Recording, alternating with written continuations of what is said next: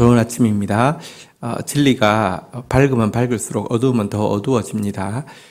진리의 빛 앞에서 돌이키면 광명한 구원의 길이 열리지만 진리의 길 앞에서 등을 돌리면 그 캄캄한 흑암이 시작될 뿐입니다.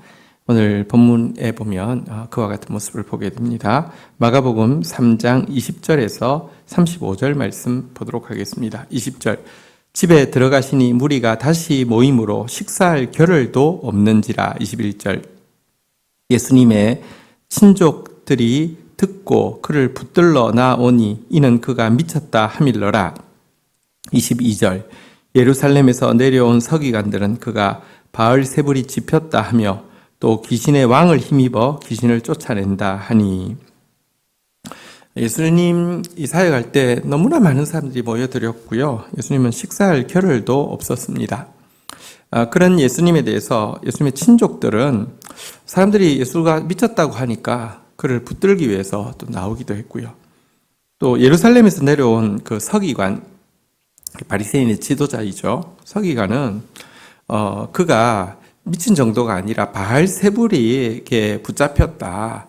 그러니까 미쳤다는 것은 이렇게 그냥 그런 것이지만 귀신 들렸다. 이거는 그러니까 바알세불 아주 큰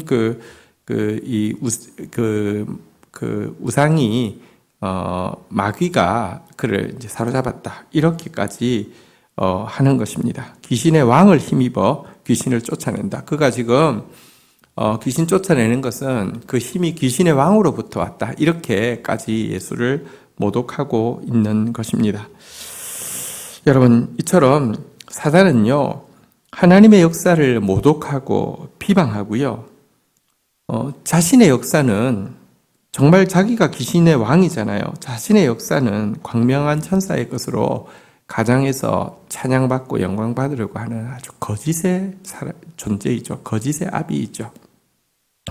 자, 이 같은 이 거짓말들, 미쳤다 하고 바알세불 집혔다 하고 귀신의 왕을 힘입어 귀신을 쫓아낸다 하는 이런 모독과 이런 비방에 대해서 예수님은 이렇게 말씀하셨습니다. 23절 예수께서 그들을 불러다가 비유로 말씀하시되 사탄이 어찌 사탄을 쫓아낼 수 있겠느냐. 24절 또 만일 나라가 스스로 분쟁하면 그 나라가 설 수 없고. 25절 만일 집이 스스로 분쟁하면 그 집이 설 수 없고. 26절 만일 사탄이 자기를 거슬러 일어나 분쟁하면 설 수 없고 망하느니라.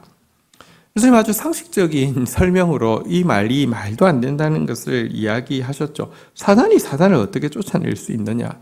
나라가 스스로 분쟁하면 나라가 설 수 없고 집이 분쟁하면 스스로 설 수 없는데 사단이 자기를 거슬러 분쟁하면 사단의 나라가 어떻게 서겠느냐. 귀신의 왕을 힘입어 귀신을 쫓아낸다고? 예수님께서 많은 귀신들을 쫓아내시고 병든 자를 낫게 하는 능력이 귀신으로부터 왔다고 말이 안 된다. 이렇게 상식적으로 설명을 하셨습니다. 그러면서 예수님은 당신을 통해서 나타나는 이 귀신이 쫓겨나고 병든 사람이 살아나는 이 일에 대해서 무엇이라고 말씀하시느냐? 27절 사람이 먼저 강한 자를 결박하지 않고는 그 강한 자의 집에 들어가 세간을 강탈하지 못하리니 결박한 후에야 그 집을 강탈하리라 라고 이야기를 하셨습니다. 무슨 말이냐고 하면 예수님께서 이 세상을 구원하시기 위해서 오셨는데요. 이 세상은 지금 강한 자에게 결박당해 있습니다. 여러분, 이 사탄에게, 강한 자는 사탄을 이야기하고요. 결박당해 있는 자는 영혼들을 이야기하죠. 죄로 말미암아 죄의 싹슨 사망이라는 율법의 권세를 가지고 죄와 사망의 왕노릇하는 사단에 매여 있는 인류를 구원하기 위해서 오신 예수님께서 제일 먼저 인류를 구원하려고 하면 강한 자의 집에 지금 사로잡혀 있으면 강한 자를 결박을 해야 되지 않겠습니까? 예수님께서 하시는 일은 바로 이 강한 자인 사단을 결박하는 일이다라고 이야기를 하면서 지금 이 땅에 하나님의 구원 사역을 위하여서 지금 사람들을 죄와 사망의 권세 아래 매여 있는 사단을 멸하기 위해서 당신께서 오신 사건임을, 또 그것에 대한 표적이 귀신 들린 자들이 자유케 되어지고 귀신이 쫓겨나가는 그런 일임을 설명을 하신 것입니다. 이렇게 설명을 해놓고 나서는 고의로 모독하고 비방하는 저들을 향해서 이렇게 경고하십니다. 28절 내가 진실로 너희에게 이르노니 사람의 모든 죄와 모든 모독하는 일은 사하심을 얻되 29절 누구든지 성령을 모독하는 자는 영원히 사하심을 얻지 못하고 영원한 죄가 되느니라 하시니 30절 이는 그들이 말하기를 더러운 귀신이 들렸다 함이러라. 예수님께서 이렇게 말씀하셨습니다. 모든 죄, 모든 모독은 용서받을 수도 있다라고 이야기했습니다. 그렇지만 성령을 모독하는 자는 영원히 사함을 받지 못하고 영원한 죄가 된다라고 하셨습니다. 그럼 성령을 모독하는 죄가 무엇일까요? 여기 설명이 있잖아요. 그들이 예수님이 더러운 귀신 들려서 지금 하고 있는 일들이 이 귀신이 쫓겨나고 병든 자가 회복되어지고 하는 이런 구원의 일들이 귀신이 하는 것이다 라고 이야기하는 이것이 성령을 모독한 것이다 라고 이야기를 하고 있습니다.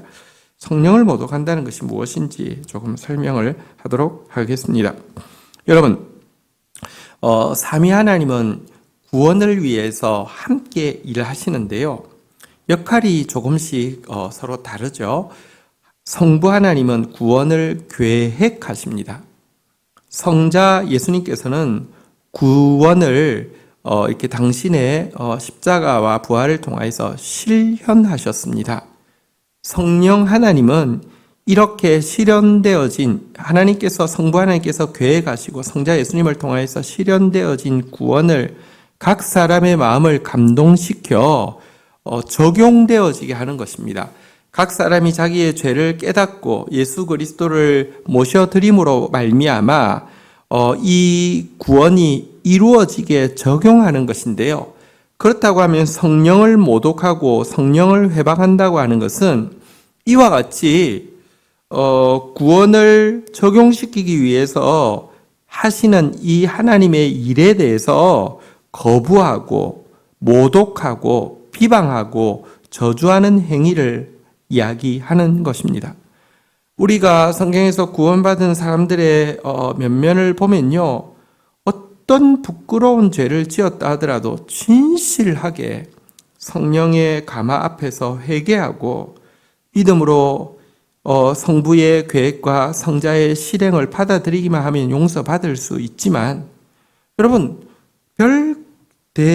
외적으로 크게 드러나는 것 같은 행위의 죄를 범하지 않았다 할지라도 끝까지 회개하기를 거부하고 성령의 감화를 대적하고 예수의 복음을 받아들이지 않는 사람은 영원히 구원받을 수가 없는 것입니다. 당신의 이 구원 사역을 모독하고 비방하여서 스스로 구원의 길을 닫고 있는 자들을 향해서 성령을 모독하지 말라고 강하게 경고하신 것입니다. 자, 31절 한번 보도록 하겠습니다. 그때 예수의 어머니와 동생들이 와서 밖에 서서 사람들을 보내어 예수를 부르니 32절 무리가 예수를 둘러 앉았다가 여짜오되 보소서 당신의 어머니와 동생들과 누이들이 밖에서 찾나이다.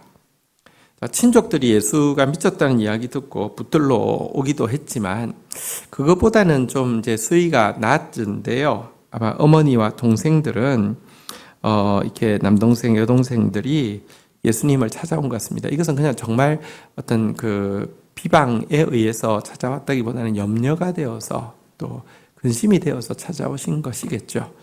그래서 이렇게 사람들이 너무 많으니까 직접 들어올 수가 없어가지고 이렇게 우리가 왔다고 좀 전해달라고 이야기하니까 무리들이 당신의 어머니, 동생, 누이들이 당신을 밖에서 찾습니다라고 이야기를 전달한 것이죠. 그때 예수님께서 이렇게 말씀하셨습니다. 33절 대답하시되 누가 내 어머니며 동생들이냐 하시고 둘러 앉은 자들을 보시며 이르시되 내 어머니와 내 동생들을 보라. 35절 누구든지 하나님의 뜻대로 행하는 자가 내 형제요 자매요 어머니니라.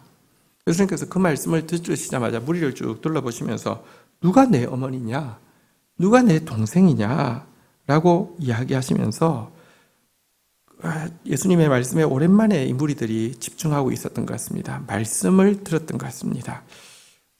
그동안은 기적에만 관심이 있었는데 말씀을 듣는 무리들을 쭉 돌아보시면서 내 어머니요, 내 동생들을 보라라고 하면서 너희가 내 어머니고 내 동생이라고 하면서 하나님의 뜻대로 행하는 자가 내 형제, 자매, 내 어머니다라고 이야기하셨습니다.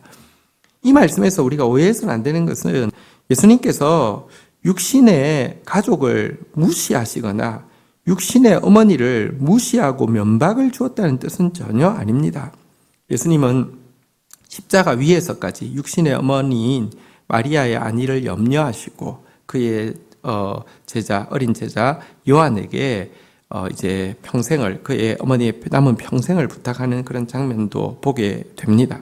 예수님의 말씀의 요지는 무엇이냐고 하면 하나님의 뜻대로 행하는 사람은 누구나 예수님과 특별한 가족 관계가 될 수 있다는 것입니다. 성경은 우리에게 이렇게 이야기합니다. 우리가 하나님의 뜻대로 행할 때 영광 중에 재림하실 예수 그리스도께서 우리를 당신의 형제라고 부르는 것을 부끄러워하지 않을 것이다 라고 이야기하고 있습니다. 생각해 보십시오. 주님의 재림 때에 주님의 영광이 얼마나 대단하겠습니까? 우리는 그 영광 앞에서 정말 너무 내가 섬기던 분이 저렇게 영광스러운 분이었는가를 보면서 너무 놀라고요. 한편으로는 너무 부끄러워서 주님 앞에 서지 못할 것입니다. 저런 분을 내가 이렇게 초라하게 섬겼다니, 이렇게 무성의하게 섬겼다니 이렇게 될 것입니다. 하지만 예수님은요, 정말 하나님의 뜻대로 행하는 자들은 우리를 보시면서 내 형제라, 동생, 이렇게 누나, 어머니 이렇게 하시면서 부르신다는 말씀입니다. 거룩하게 하시는 이와 거룩하게 함을 입은 자들이 다 한 근원에서 나온지라 그러므로 형제라 부르시기를 부끄러워하지 아니하시고. 자, 그렇다고 하면 여기서 말하는 하나님의 뜻대로 행하는 자는 어떤 사람을 이야기할까요? 성령을 모독하는 자는 예수 그리스도의 구원의 길을 거부하는 자라고 하면, 회개하지 않고 죄를 이렇게 깨닫지 않고 죄를 합리화하고 구원의 길을 거부하는 자라고 하면, 여기서 말하는 하나님의 뜻을 행하는 자란 하나님의 아들이신 예수 그리스도를 믿고 그분을 진정으로 주인으로 모시고 그분 앞에서 회개하고 그분의 말씀대로 사는 자를 하나님의 뜻대로 행하는 자라고 이야기합니다. 성령을 모독하는 자가 아니라 하나님의 뜻대로 행함으로 말미암아 하나님의 예수 그리스도의 형제가 되어지고 가족이 되는 저와 여러분들 되기를 주의 이름으로 축복합니다. 주신 말씀 붙잡고 제가 기도하며 나가도록 하겠습니다. 하나님 아버지 감사합니다. 사단은 지금도 자신의 일을 광명한 천사의 일로 가정하고 복음의 역사를 모독하고 비방하려고 하는데 여기에 속는 자 되지 않도록 주여 역사하여 주시기를 간절히 간구하고 소원합니다. 도리어 복음을 통하여서 악한 사단이 결박되고 있다는 것은 이제 구원의 문이 활짝 열리고 이제 거기에 매여 있던 세간을 빼내올 수 있다는 뜻일진데, 하나님 영혼 구원하는 데 더 집중하는 저희들 되어질 수 있도록, 예수 그리스도의 이 구원의 사역에 동참하는 저희들 되어질 수 있도록 은총을 베풀어 주시옵소서. 성령님께서 지금도 저희들을 감화시켜서 회개하게 하시고 복음을 믿게 하실 때에 언제나 반응하여 회개하며 복음을 더 믿고 복음을 더 닮아가며 예수를 더 사랑하는 저희들 되어지게 하여 주셔서 예수 그리스도의 형제가 되어지며 예수 그리스도의 동생이 되어지며 예수 그리스도의 가족이 되어지는 특권을 누릴 수 있도록 은총을 더하여 주시옵소서. 감사합니다. 예수 그리스도의 이름으로 기도 올립니다. 아멘.